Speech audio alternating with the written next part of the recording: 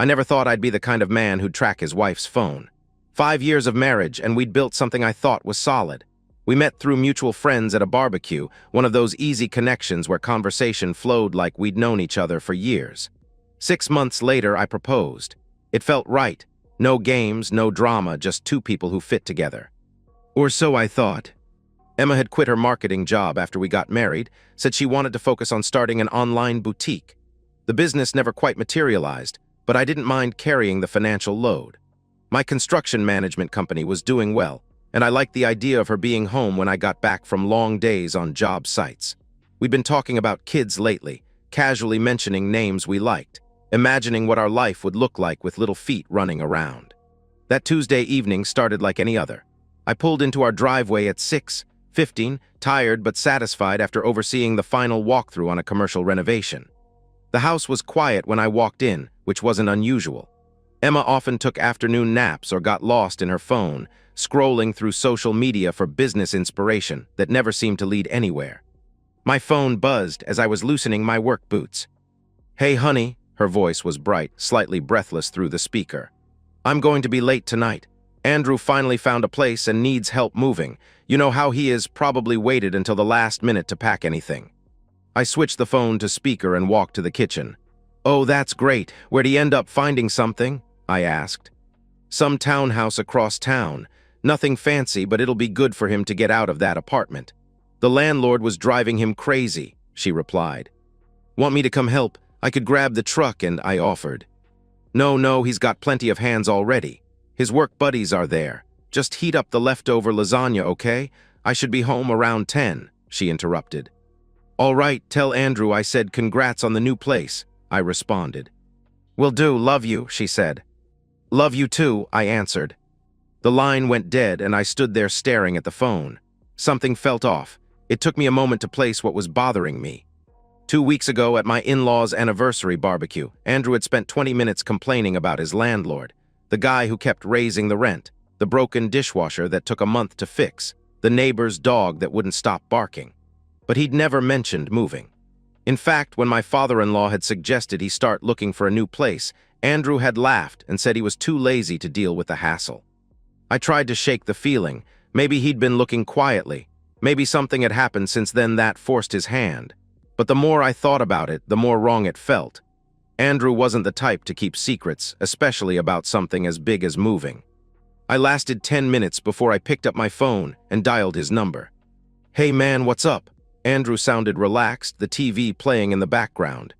"Not much, just wanted to say congrats on the new place," I said. "Silence, what new place?" he asked, confused. My stomach dropped like I'd missed a step going downstairs. "The townhouse. Emma said you're moving today," I explained. "Dude, I'm not moving anywhere. I'm sitting on my couch watching Netflix and eating pizza." "What are you talking about?" he replied, concern creeping into his voice. The phone felt heavy in my hand. "Where are you right now?" I asked. "Home, same apartment I've been complaining about for 2 years. Why, what's going on?" he responded.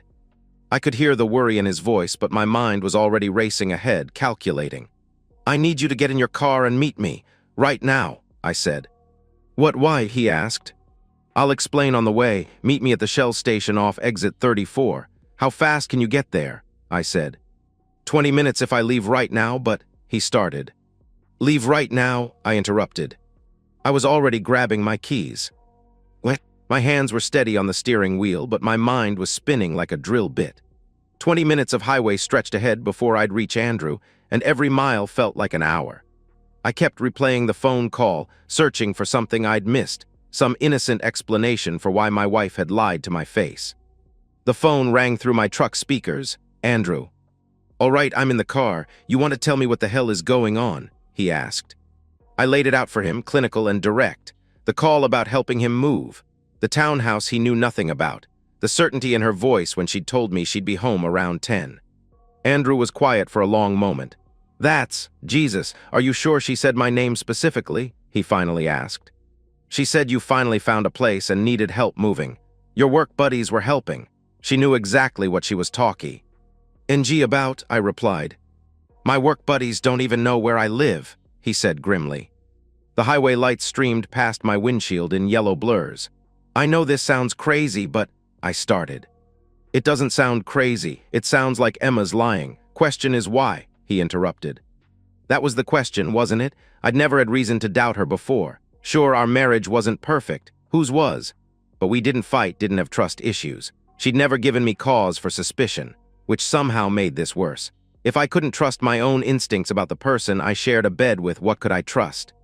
Maybe she's planning something, Andrew suggested, though he didn't sound convinced. Anniversary surprise or something. Our anniversary was 3 months ago, I answered. Birthday, he tried again. Not for another 4 months, I replied. Andrew sighed heavily through the speaker.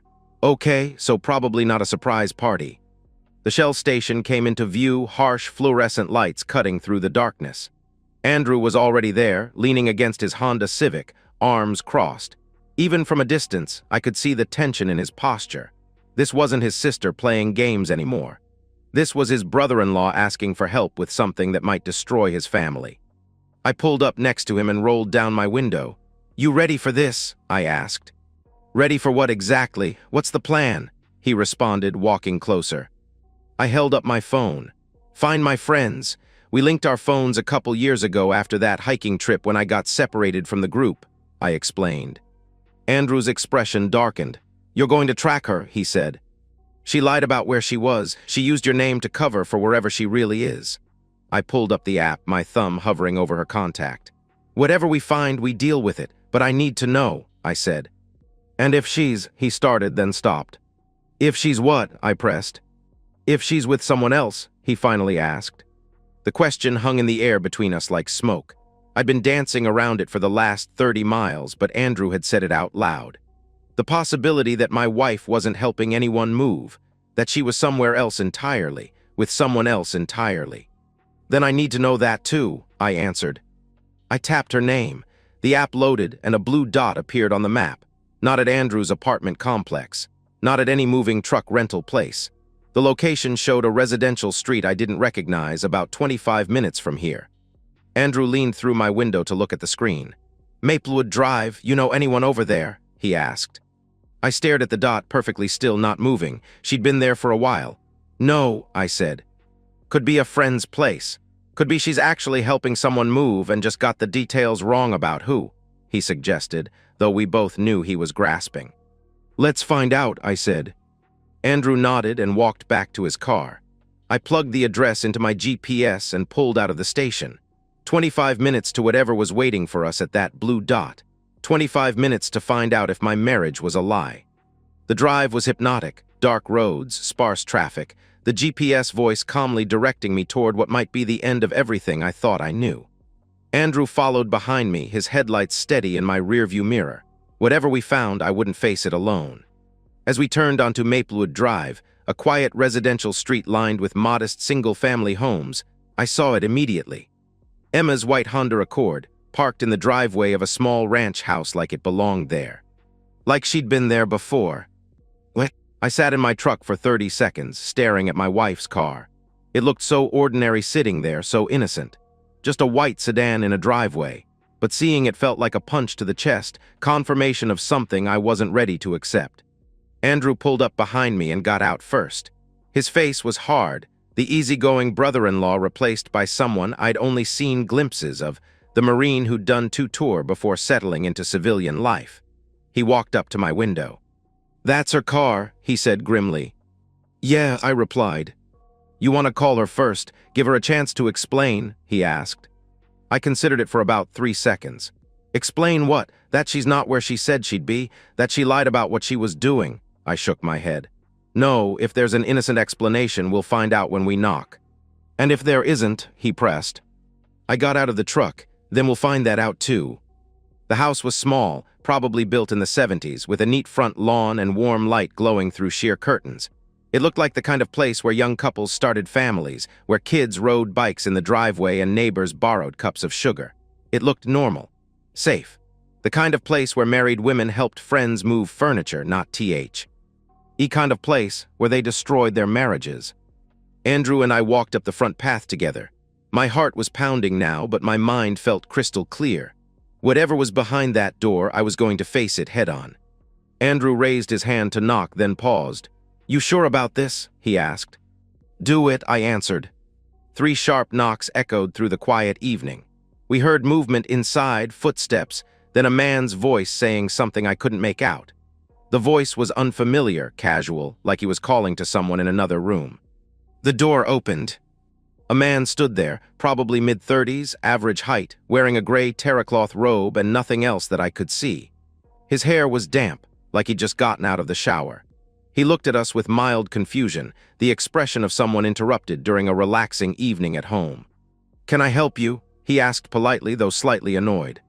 His tone suggested he thought we were door-to-door salesmen who'd shown up at dinner time. He had no idea who we were, no recognition in his eyes. Just a stranger in a bathrobe wondering why 2 men were standing on his porch after dark. Andrew didn't say a word. He pushed the door open hard, and the man stumbled backward, his hand instinctively tightening his robe. "What the hell?" the man started.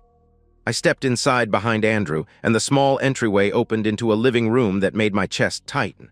The lights were dimmed. A bottle of wine sat open on the coffee table next to 2 glasses, one with lipstick marks on the rim. Soft music played from somewhere, something I didn't recognize, but that felt intimate, romantic. And there on the couch was my wife. Emma was wearing a white silk robe, her hair damp like his, her face flushed. When she saw us, the color drained from her cheeks completely. She shot to her feet so fast the robe slipped off one shoulder, and she grabbed at it, trying to cover herself while her mouth opened and closed like a fish. "What are you? How did you? This isn't," she stammered.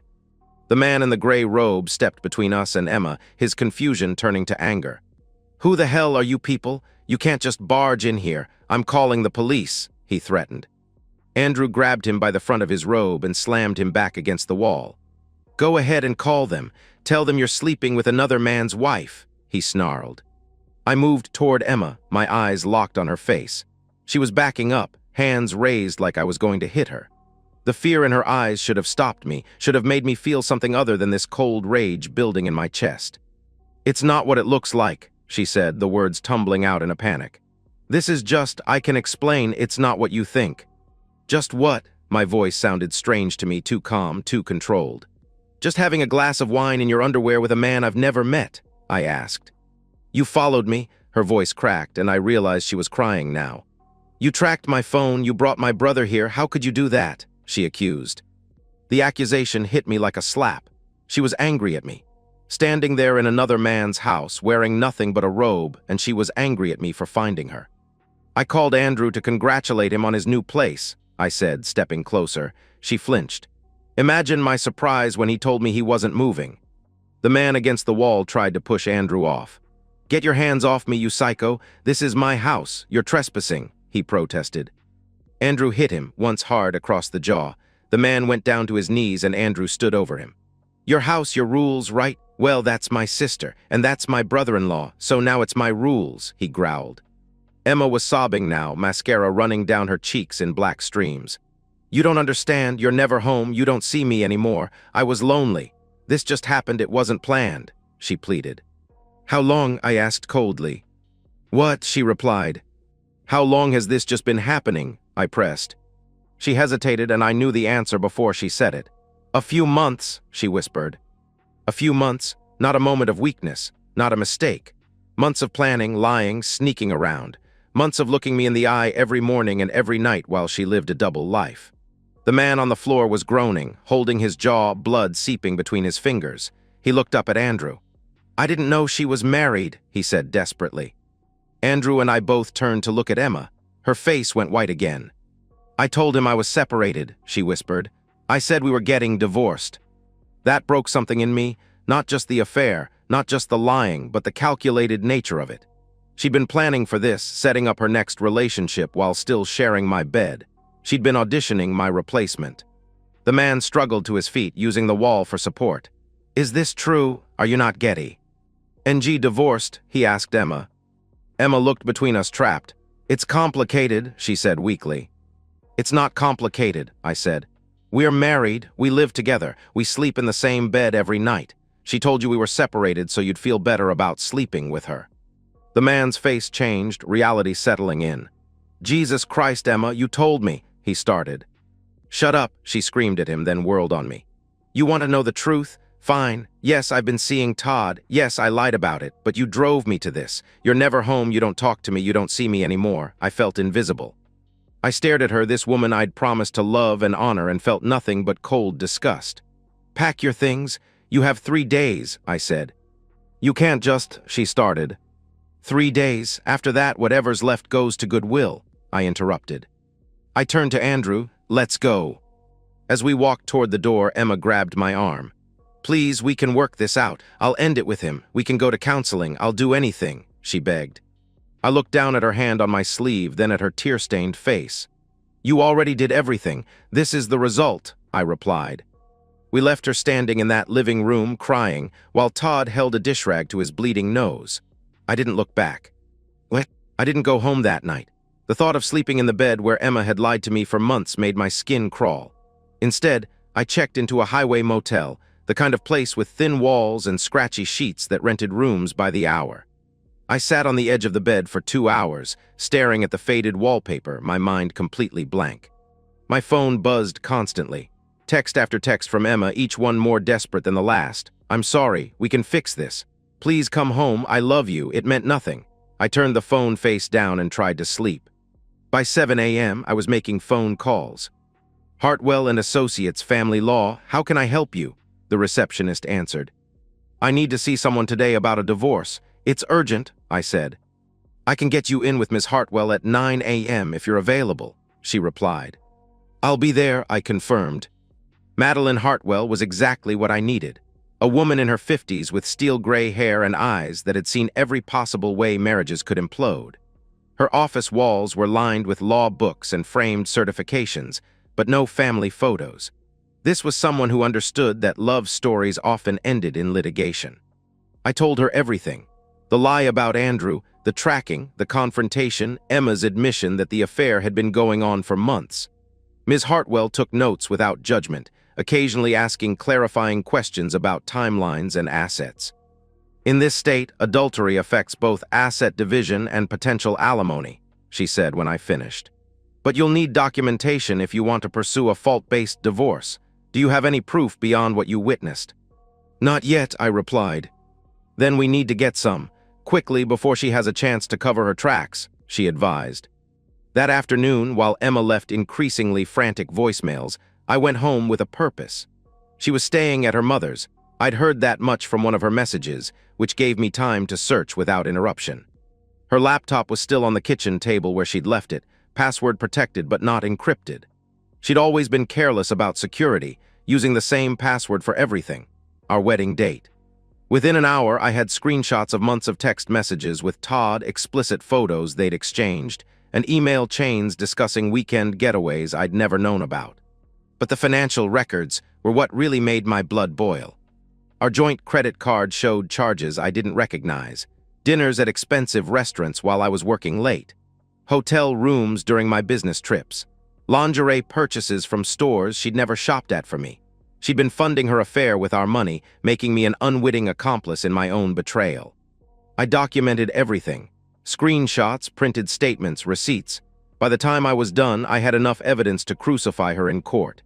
The next morning, Ms. Hartwell filed for divorce citing adultery with a comprehensive exhibit list that would make Emma's attorney sick to his stomach. But I wasn't done. Todd worked at a boutique gym downtown, one of those places where wealthy women paid premium prices for personal training and overpriced smoothies. A quick Google search gave me the corporate office number. I'd like to report a concern about one of your trainers, I told the manager when I called. I have evidence that he's been engaging in inappropriate relationships with married clients. I emailed them selected screenshots of the text messages, carefully edited to remove Emma's identifying information while making it clear that Todd was involved with a married woman. Within 48 hours, he was terminated. Ed for violating company policy. Emma's family needed to know, not for revenge, but because I knew she'd try to spin this as somehow being my fault. Her mother deserved to hear the truth before Emma could poison that well. I sent her parents a calm, factual email explaining the situation. No emotion, no accusations beyond what I could prove. Just the facts. Emma had been having an affair, she'd been lying about it for months, and our marriage was over. I attached a few of the less explicit text messages as evidence. Her mother called me within an hour, sobbing. "I'm so sorry. I don't understand how she could do this to you. You've been nothing but good to her," she said through tears. Her father never called, but Andrew told me later that he'd driven over to his parents' house and spent an hour screaming at Emma about what she'd done to the family's reputation. The legal machinery moved faster than I'd expected. Emma's attorney tried to negotiate, arguing that my invasion of privacy should limit what evidence could be used against her. Ms. Hartwell shut that down immediately. In a fault-based divorce, the cheated spouse has the right to investigate suspected adultery. 3 months after that night on Maplewood Drive, we sat in a conference room while a mediator read the final terms. No alimony for Emma. The house remained mine, purchased before our marriage and protected by the prenuptial agreement she'd mocked me for insisting on. She kept her car, her personal belongings, and about $8,000 from our joint savings. Todd, meanwhile, was working at a big-box gym for half his previous salary. Emma signed the papers without looking at me. When it was over, she finally spoke. "I hope you're happy," she said bitterly. "I'm free," I replied. "That's enough." What? The divorce was finalized on a gray Thursday in November. I signed the papers in Ms. Hartwell's office, shook her hand, and walked out into the cold air feeling strangely empty. Not relieved, not vindicated, just hollow, like someone had scooped out everything inside me and left the shell behind. Emma moved to Tennessee within a month, supposedly to be closer to Todd's family. I heard through mutual friends that they were trying to make it work, that she was calling it a fresh start. The news felt like background noise, something happening to strangers in a story I was no longer part of. The social fallout split our friend group down the middle. Some people, mostly wives who'd always found Emma charming, whispered that I'd been cruel, that ruining her life was excessive punishment for a moment of weakness. They didn't know about the months of planning, the financial betrayal, the calculated lies. They only saw the dramatic ending, not the methodical destruction that had led to it. But the people who mattered saw through her narrative. Andrew became closer to me than he'd ever been, calling every week, inviting me to family dinners even though I was technically no longer family. I appreciated the gesture but kept my distance. Being around happy families felt like looking at a life I'd never have. Work became my sanctuary. I threw myself into projects with an intensity that surprised even me. 12-hour days became 14-hour days. My crew noticed I was quieter, harder, but also sharper. Details that might have slipped past me before now got caught immediately. Problems that used to frustrate me became puzzles to solve with mechanical precision. The company promoted me to regional manager within 6 months. The pay increase was substantial, enough to renovate the house completely. I gutted the master bedroom first, tearing out everything that reminded me of Emma. New flooring, new paint, new furniture. It felt good to swing a sledgehammer through walls that had witnessed her lies. I went on a few dates after the first year. Nothing serious, dinner, a movie, carefully neutral conversations that stayed safely away from relationship talk. Most women could sense I wasn't ready for anything real. I found I didn't trust easily anymore, watching for small inconsistencies, moments when someone's words didn't match their actions. It wasn't paranoia exactly, just a hard-earned awareness that people weren't always who they pretended to be. The house, once a symbol of everything Emma and I were building together, became mine alone. I replaced her decorative touches with practical improvements. The guest room she'd used for her online business became a home office. Her garden became a workshop space. Every change felt like reclaiming territory. One evening last month, I was sitting on the back deck with a beer, looking out at the yard I'd been slowly transforming into something purely functional. No flower beds, no decorative touches, just clean lines and purposeful design. My phone buzzed with a text from Andrew. "Emma's back in town. Thought you should know." I read it twice, waiting for some emotional reaction. Anger, curiosity, even mild interest, but nothing calm. She was just another person now. Someone who'd once been important but had chosen to make herself irrelevant. I deleted the text and finished my beer. People ask me if I ever loved her. I did. That's why it hurt. That's also why I didn't look back when she showed me who she really was. Love doesn't mean you let someone destroy you. Sometimes the strongest thing you can do is walk away clean and let them live with the consequences of their choices. I'm not the villain in her story, and she's not the victim in mine. We're just two people who made different decisions when our marriage was tested. I chose to survive with my integrity intact. She chose, whatever she chose. I don't think about her much anymore, and when I do, I feel nothing. And that's exactly how I want it. And so, we've reached the end of today's story. Was it what you expected, or did it take a twist you didn't see coming? I'm curious to hear your thoughts. Share them in the comments below, and let's get a conversation going. If this story kept you hooked, make sure to hit that like button. And if you're new here or just haven't subscribed yet, now's the perfect time to join our community.